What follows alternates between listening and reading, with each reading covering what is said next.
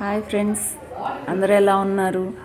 పిల్లలు సమ్మర్ వస్తూ ఉంది కదా, కాస్త మంచిగా మనం అల్లరి చేయకుండా పేపర్స్తో ఏదన్నా తయారు చేసేది, మమ్మీలకి హెల్ప్ చేసేది ఇలాంటివి చేయండి.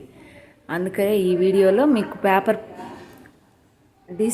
డిస్పోజబుల్ లాగా చూపిస్తున్నాను. కప్స్ అవి తయారు చేసి మమ్మీకి హెల్ప్ అవ్వండి.